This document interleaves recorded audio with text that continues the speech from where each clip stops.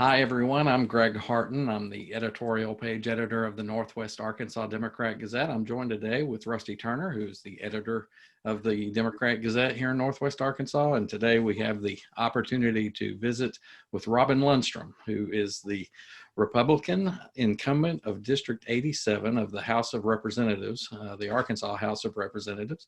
And she is seeking a fourth term to represent the people of District 87. She is a former teacher who went into the commercial and residential rental and I guess rehab business. Mm-hmm. Okay, and she is from Siloam Springs. So just wanted to welcome you to our conversation today, and thanks for being here. Thank you. Actually, I'm from Springdale, and I taught in Siloam, and I live in Elm Springs. So I'm definitely a reflection of my district. Okay, I don't know where I got Siloam Springs. I thought that was it, but I've done a few of these interviews, so I would imagine yeah, you've done quite a few of these. Y'all have done a great job getting that out there. We appreciate that. If you would tell us a little bit about the geographic boundaries of 87, so that people know what we're talking about.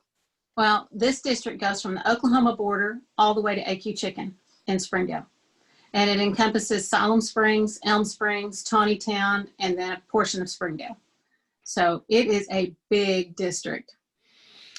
That it always amazes me how some representatives have miles and miles and miles to go, and others have, feet. Teeny tiny. Yeah, very, very small.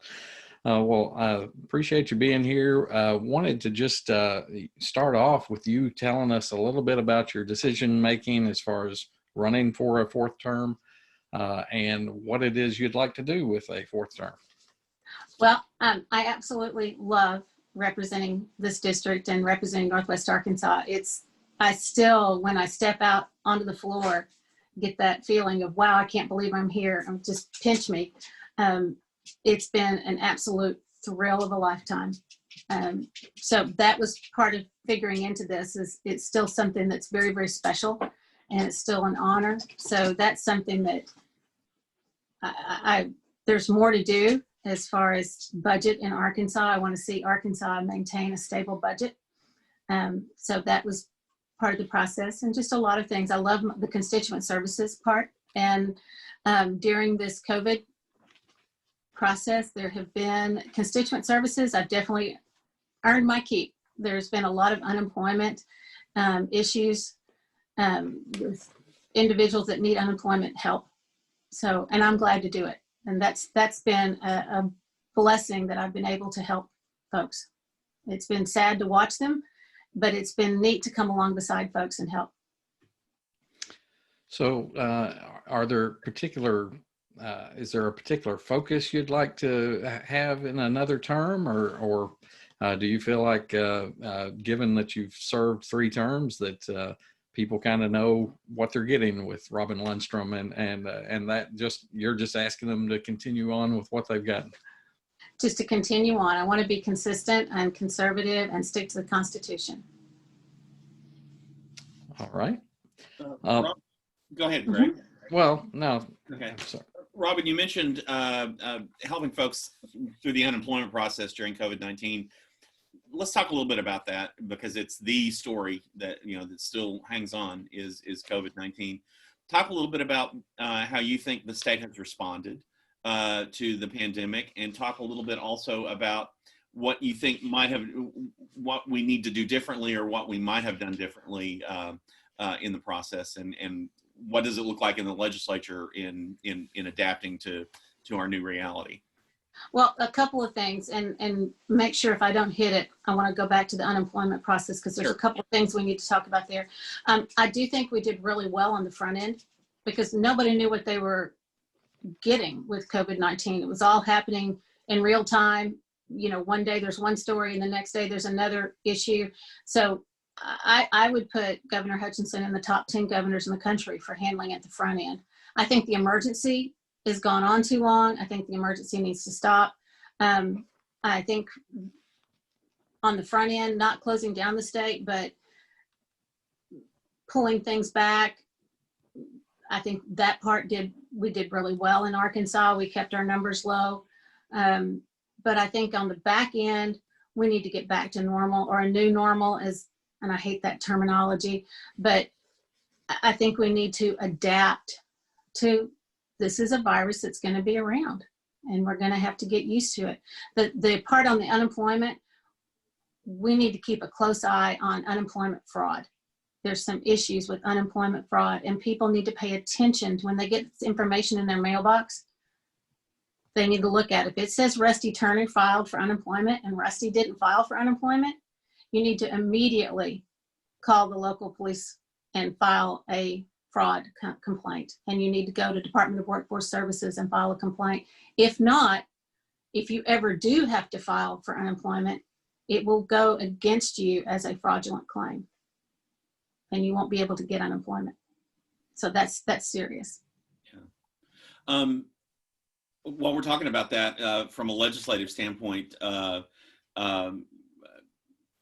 what needs to be done to address that? Because we've had a number of employees at our company. We've heard quite a bit about those sort of fraudulent claims being filed. So, what do you foresee as the legislature's role in trying to clean that up?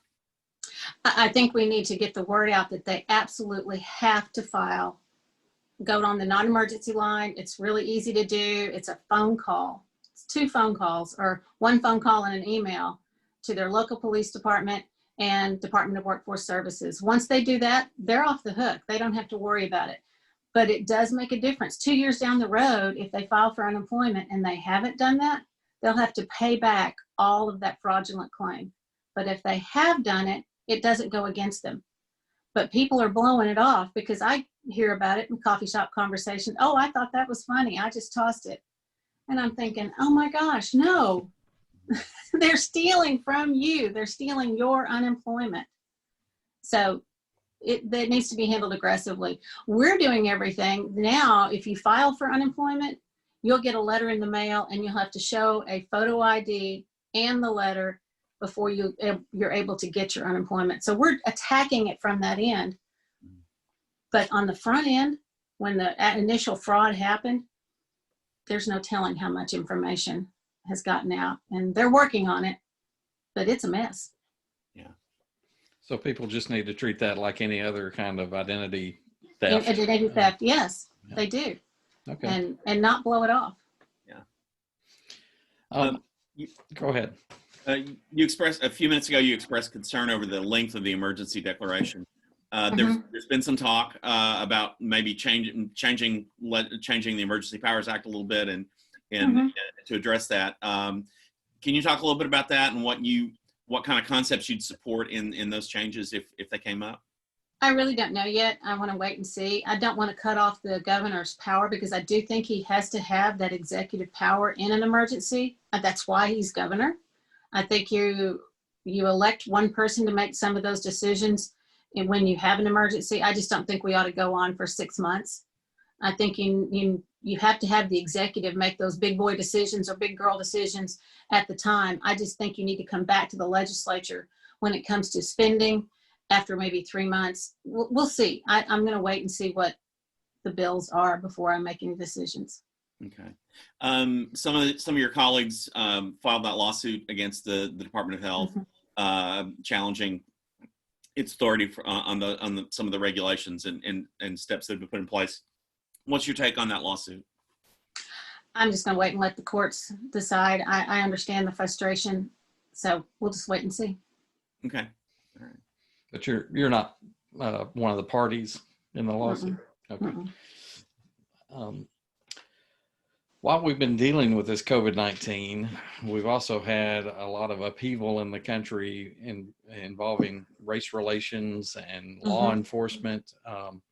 What do you feel like the role of the state legislature and state legislators needs to be in terms of dealing with what we've seen and heard over the last 6-7 months, whether it's, peaceful protest or, certainly we've had some riots and things like that, but a lot of voices saying that something needs to change. Give me a sense of what a lawmaker needs to be thinking about with regard to those kinds of calls for action? Well, I don't know if the first reaction sometimes we hear a news story and the first reaction is, people often say things that aren't true. And sometimes I think we ought to wait 24 hours and get all the information, or 48 hours and get all the story and get all the facts before we open our mouth and insert our foot. Because sometimes that's the first thing you see and hear is not always the truth.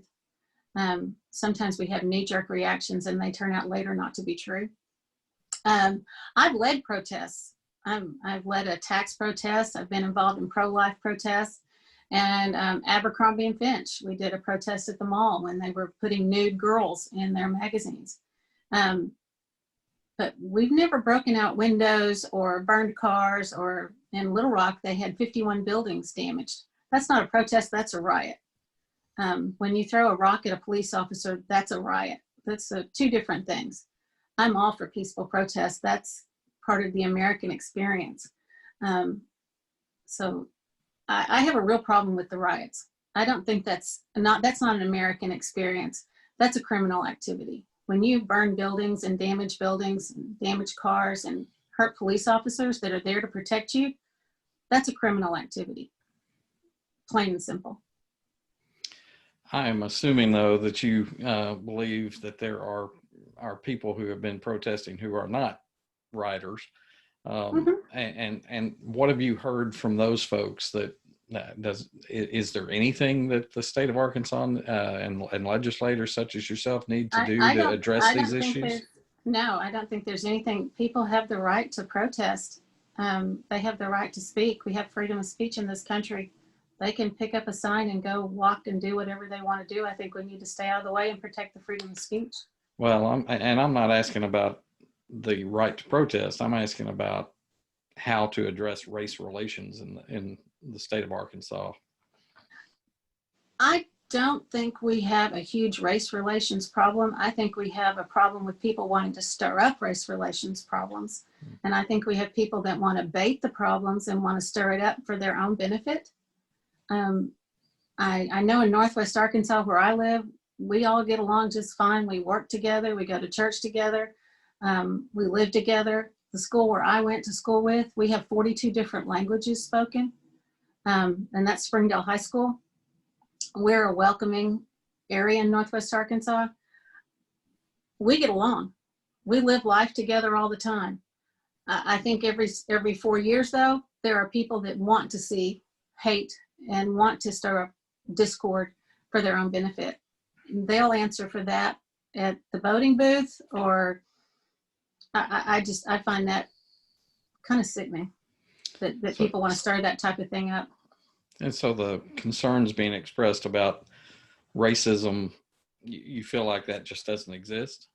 No, I think racism exists. I think that's a sin, and I think it always will exist in some part and somewhere. But I don't think it's the be all end all. I think it's going to die. Every generation it dies a little bit more, and it should. It's a sin. But I don't think you're going to write a law to say, don't be a horrible person. I don't think you can outlaw that. That's out.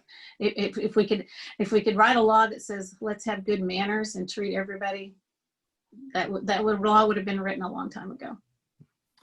Kind of piggybacking on that, there's been some discussion during the interim about legislation to enhance penalties on crimes that are motivated by racial hatred or religious hatred. What I'm talking about is hate crimes legislation that Sure. that Senator Hendren and Representative Flowers have been talking about.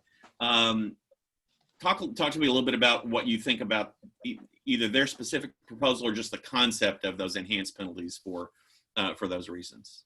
I haven't seen that specific proposal because I know it's been changing and they're working on it. So I'm going to reserve comment on that. Hate crimes in general, I find that problematic because the law, you look at Lady Justice and she's blindfolded because It shouldn't matter whether you're rich or poor, black or white, anything. When you go in front of a judge and a jury, it should not matter. Justice should be blind. I think hate crimes, I think that's problematic. It's never stopped a hate crime. And I think we need to be very, very, very careful about what we do. I think it's going to have an impact on freedom of speech, freedom of thought. I have a real problem with that. I think we need to be very cautious about what we do. When we go to hate crimes, other states that have gone to hate crimes legislation, it hasn't stopped hate crimes. All it's done is absolutely nothing except cause more problems. So I'm real concerned. I think we need to respect life, and we need to have justice be blind. It shouldn't matter rich or poor, black or white, anything. Justice should be equally put out and should be equally distributed. Tell us, I guess we can take them 1, 2, 3, the issues that are on the ballot, the big one being issue number 1, the highway tax, and that would make that permanent from here on out. Yeah, give us your sense of that, and plus the other 2 ballot issues that people will be considering. I'm not for another tax. I probably could have handled it if it was sunset, but I'm not for putting a tax into the Constitution. And I actually went and looked up the amount of money we have over our budget each year. Arkansas, we have a balanced budget amendment. So when we come in, sometimes, and I can get you a list of the years we have come in 60 million, 70 million, 120 million to the good. If we had taken that money and put it towards the highway trust fund, or we had taken the tax on batteries and windshield wipers, tires, things related to cars towards highways, we wouldn't need to be taxing the citizens of Arkansas. So we have plenty of money in Little Rock. We just need to choose to spend it a little more wisely. And I don't think we need to tax, yet again, the taxpayers. And I don't like putting it in the Constitution. I think that's a mistake. I think we're binding future legislators or legislatures, and I have a problem with that. So I didn't vote for it to even go on the ballot, but now that it's in the citizens' hands, they'll have to make that decision. Okay. One of the arguments we've heard has been that taking those, taxing those items you're talking about, that's money right now that goes to general government costs, and that would essentially be taking from those general government expenditures. You feel like there's just enough wiggle room to accomplish that without any kind of problems? It's a matter of political will. When you have year after year after year of budget, you have a balanced budget, and you're in the green, 60 million, 70 million. What would have happened if we put 30 million aside in the highway trust fund every year for the last 20 years? Well, if every year we put money aside for something that we deem as important, and highways and roads are critical in Arkansas. There's no argument. Everybody agrees on that. Highways and roads are critical in Arkansas. We've got to be able to move our goods and services. We need safe roads. They're always going to need to be, we're always going to need maintenance. But knowing that, it's not been a secret. If all these years we've been putting money back for that, but we're never going to do that if we keep going back to the taxpayers and using emotional blackmail and saying, we've got to have more money, we've got to have more money. There's plenty of money in Little Rock. We just don't choose to spend it as wisely as we should sometimes. It's just a difference of opinion. Not bad or good. I'm not pointing fingers. It's just a personal difference of opinion. So let's touch on those other 2 items. One about term limits, and the other about citizen initiatives and getting those on the ballots, the changes in the rules to that. Both of those were recommended by the legislature, put on the ballot by the legislature. How do you feel about those? Term limits, I would like to just leave it alone. I think it's confusing. I think we need to term limits happen every 2 years. You can boot us out or keep us. I mean, that's up to the citizens to decide that. But I would prefer not to bring something up from the legislature every time. I think it's confusing. Not that the voter can't figure it out, but it just looks like, you know, we just keep throwing something out there. And then the other one, I do like the fact that we're spreading out the number of petitions instead of you could just go to 3 different counties or 4 different counties in the state and get all you need. I like the fact that it's spreading it out across the state so there's more representation. I do think it's going to make it more difficult on citizens to have an impact on the Constitution, so I have a little bit of a problem with that, but I do like the spreading it out. So You're talking about requiring signatures from more counties. From more counties. Yeah. Yeah. So have you decided how you're going to vote on issue 3? You know, it depends on which day you ask me. Some days it's a no. I go the day of. I like to go vote the day of, and it's going to be easy to vote this time. They'll have touchless, so I'm going the day of. Okay. I was going to ask another question about issue 3. Since you haven't made up your mind, we'll move on to something else. This probably hits pretty close to home to you, given your business, but talk a little bit about the call for, in some quarters, the call for habitability requirement for rental properties. What's your opinion about the push for that? And I'd be interested in your perspective as somebody who's in that business, what you think about any legislation that's been proposed along those lines. Well, everybody says we don't have it. We actually have a habitability law from way back when, but we really don't need it. It's actually a backdoor way of having rent control, and it actually will cost renters more in the long run. I think it's a huge mistake. What I do think is good for renters right now, and I tell renters this, in fact, I've even started doing some things, another side gig, which I don't need, but is working with renters and talking to them. When you go to rent a rental property, take pictures when you move in, so you know what it looks like when you move out. Read the contract. The good news in Arkansas, especially Northwest Arkansas, we're adding about 1,500 new rental properties. If you're not a good landlord, you're out. I mean, they can compete. Good old-fashioned capitalism is the best thing that ever happened to the rental market, because a bad landlord is not going to be able to compete. And when you have bad landlords, city codes can handle that. Local control can handle that. And I know they've had some bad landlords in Little Rock because that's where a lot of this habitability stuff has started. But the city of Little Rock needs to do their job and get rid of the bad landlords, or go file the code issues on those few bad landlords that they have down there and deal with it. I don't think they need to bring it to the Capitol and pass laws that impact everybody else. So I'm not a big fan of the habitability. I think it's just more regulation, and I don't think it really helps the renter. And I think the bad landlords will find a way around it, and you'll still have them. Good landlords understand competition. I think another issue that's kind of cropped up in this from your Democratic challengers, the minimum wage, or the, you know, I guess some people call it a livable wage. And you did go down after the voters approved the minimum wage. You went down to the legislature. And were pretty aggressive in trying to kind of undo some of that. Well, no, I wasn't wanting to undo that. What I was wanting to do is give small businesses a chance to breathe, because they're going to have a hard time. And in fact, I heard from a business yesterday that they are going to struggle in January when that wage goes up. And they're looking at how are we going to, we're not going to be able to hire. We'll just have to give a few more hours to 1 or 2 people.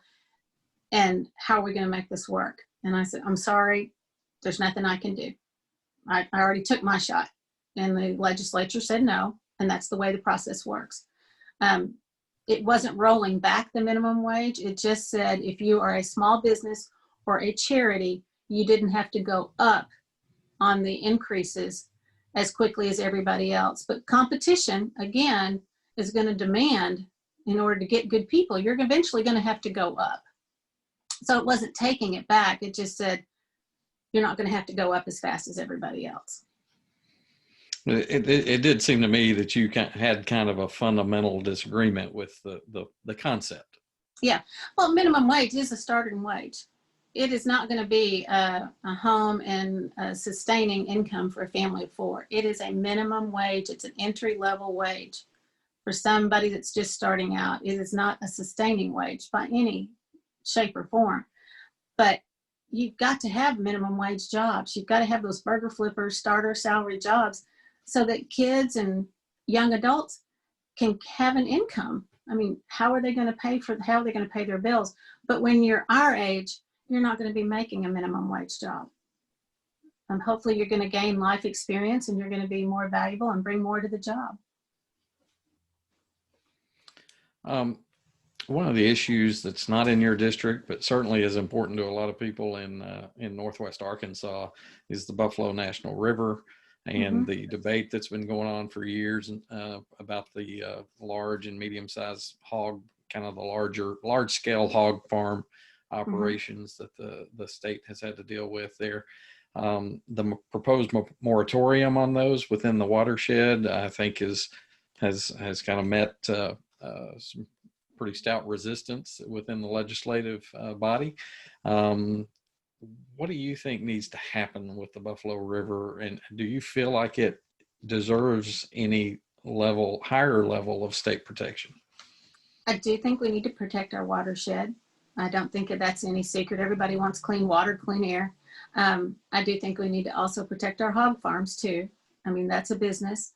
If they were already in the watershed at that time, we need to not put them out of business. But adding more, I don't think we need to add more. I think that's putting them in the target zone. What happens if they invest in that area and then 10 years from now, the same thing happens again? I think once you permit a business, you give them a business permit, taking that back after they've had an investment is wrong.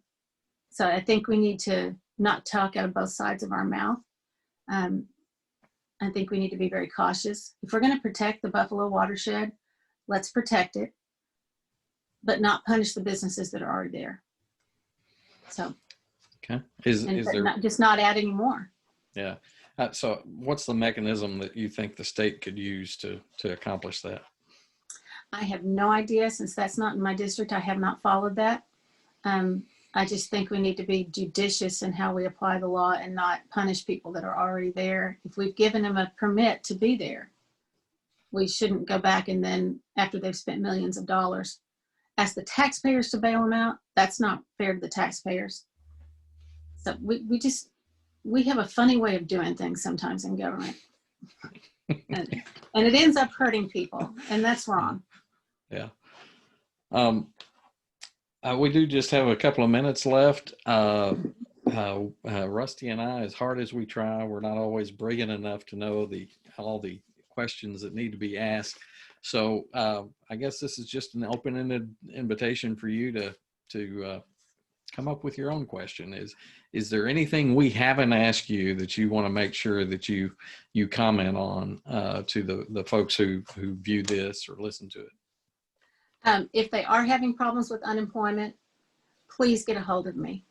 If they're having problems with unemployment fraud, please get a hold of me. I want to make sure that the people in my district are taken care of.